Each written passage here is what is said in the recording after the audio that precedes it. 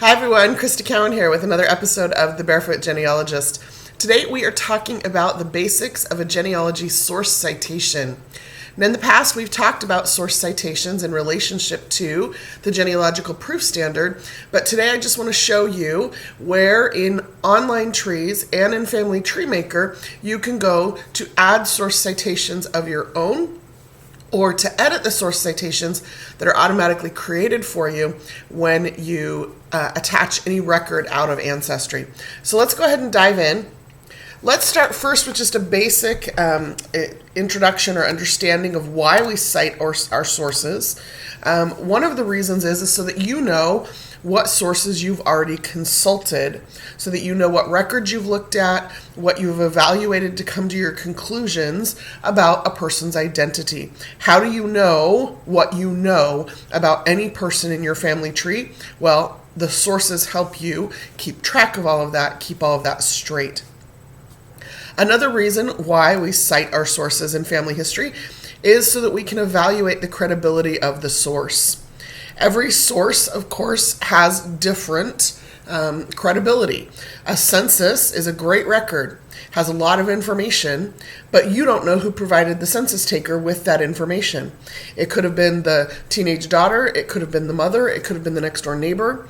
And so knowing where that information came from helps you to evaluate the credibility of the source. Again, a death certificate, great source, a lot of really great information. As a matter of fact, the primary information on that particular source is the information about death. But the secondary information on that source, things like birth date and place, parents' names, that is only as credible as the informant. If the informant is the mother, you can evaluate the credibility of that source to be fairly high. If the informant on that particular death certificate is the second wife, and she's only been married to him for a couple of years, and she doesn't know any of his family, the credibility of that source goes down considerably. So, knowing where you get your information is critical to evaluating the credibility of the source, which helps you to come, again, to better conclusions. How do you know what you know about the people in your family tree? Now here's what a source is, and this is just a basic definition so that you understand what it is that you're working with. A source, and we refer to sources as either original sources or derivative sources.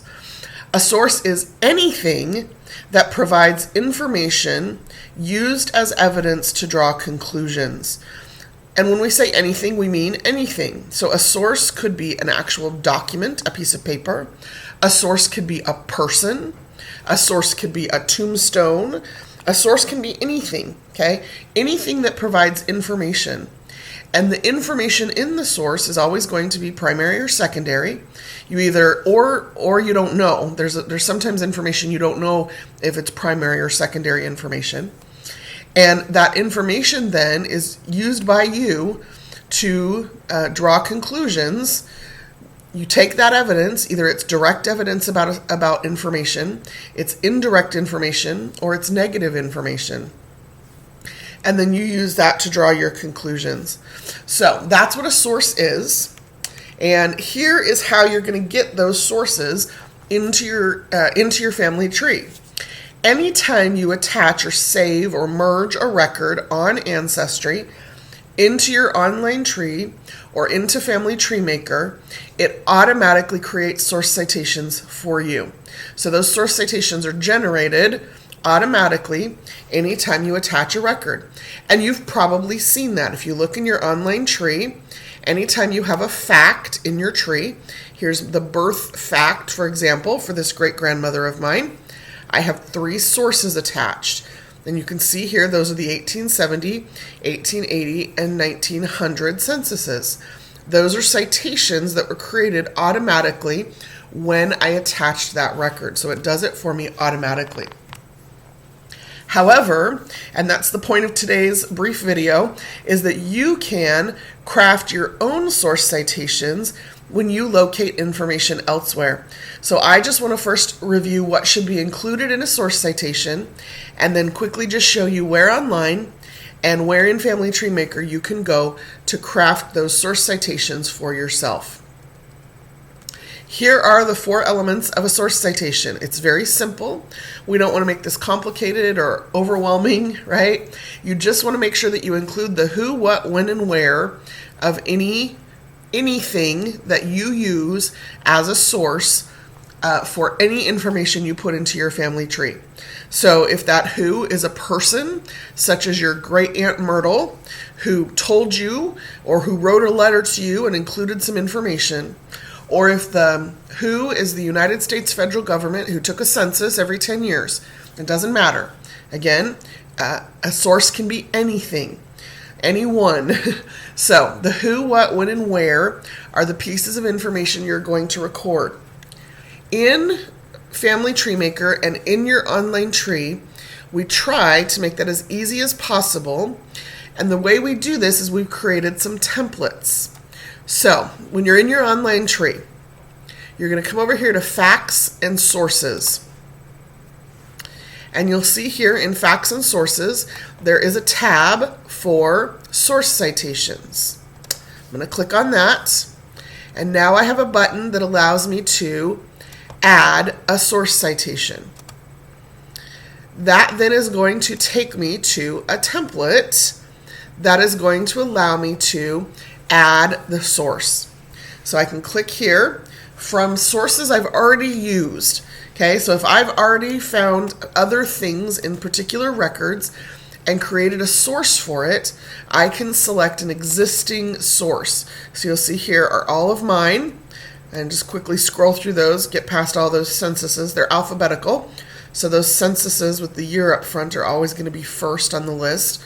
And then as you get past all those census records, you're going to see other kinds of things. California Marriage Index, California Death Index, whatever the newspaper, whatever the source is that you used, you're going to see it listed there if you've already used it. If you haven't already used the source, you do have the opportunity to create a new source. And here is where you're going to enter the information, the who, what, when, and where of that particular source. So it might be a census record, it might be a book or a newspaper that has an obituary in it, it might be a state vital records office that sent you an actual original certificate. So you're just going to fill in the blank or fill out the blanks here. What is the title of the particular source? Is it a death certificate? Is it a 1900 census? Is it a personal firsthand knowledge from Aunt Sally? Whatever. Then you're going to enter the name of the individual or the who, right? Or the name of the organization that provided you with that record. If it has been published somewhere, you're going to make sure you include that information. Including the location and date, and all of that is included when you're publishing, when you're talking about books or newspapers. Okay, sometimes you can't fill out every one of these fields because it's not pertinent to the source, so just skip it. And then you're going to add any notes, and then a repository where that record is held. So if you found that record online or offline in a repository of some sort, you want to include that. And if it's personal knowledge, you're not going to have necessarily something to put in every one of these fields. And then you're just going to save that source. And from there, you can then attach that source citation to any of the facts in your tree. So you've created a source. You then can attach it to whatever facts are held as part of that source citation. In Family Tree Maker, just because by its nature, software is a little bit more robust, we actually give you some additional templatized information. So I'm going to come in here to Family Tree Maker and add some source citations. And you can do it from any number of screens, but I prefer to work from this screen here, where I have my little side panel over here. I'm going to click on the source citation button. And again, it's next to every fact in my tree. So I'm going to click on that. And I'm going to add a new source citation. And again, it's going to ask me for the source title, show me that big long list. I can then click on new if it's not on the list. And one of the things we have here are source templates. So check this out. If you haven't spent some time looking through this, not only does this give you an idea of the kinds of sources you can create, But it also will give you some ideas about other places you can look for genealogy records, which I think is fantastic. So here's a list of different source groups. I can choose a category: archived materials, preservation film, private holdings. Private holdings include a template for firsthand knowledge or family traditions. Family stories are actually a source. I can include information from personal emails or correspondence that I've received from other people, or old family charts or group sheets that I've inherited from a great aunt who may have done some family history back in the day. Every one of those things is a source, and so you want to make sure you record where you got that information. So if I select firsthand knowledge, you'll see it then gives me a little description about exactly what that means so that I know I've chosen the correct thing. The other thing you're going to notice is that these source templates, and it says this right here on the screen, are all based on the quick check models defined in the book Evidence Explained by Elizabeth Shown Mills. If you do not have a copy of that book, I would strongly recommend that you get a copy or check it out from the library, or at the very least, check out her website. Her website is evidenceexplained.com. And Elizabeth Shown Mills is the preeminent expert in source citation. And so here on her website, she has some lessons, quick lessons about how to craft source citations. She also has what she calls her sample quick check models, where you can come in here and look at a list of different kinds of source citations, and she'll actually show you exactly how she crafts that source citation so that you know what to fill in what blanks. Again, her website is evidenceexplained.com. The name of the book is Evidence Explained, and the templates that we have here in Family Tree Maker are crafted after her templates. And so, again, we just pick a template. In this case, it's firsthand knowledge, and you'll notice now that the fields have actually changed so that you can enter the name of the person who provided you with the information, their address, where they live, what information they provided you with, what kind of information it is, and any additional comments. Now you've created that source, then you can go in and actually create the citation of the information and the evidence that's included in that source. So remember, a source is original or derivative. The source contains information. So you're going to create a source, and then you're going to use that source to craft a source citation that includes the information that you're going to use as evidence to enter information into your family tree. That is how it works, and I hope that you don't feel too overwhelmed by this. Again, the point of all of this is just to make sure you're documenting where your information came from, so that you can evaluate its credibility, so that you know that the information that's going into your family tree is good information, so that you know that you're coming to accurate conclusions about the identity of the people in your family tree, and of course, as always, to make sure that you're climbing the right family tree.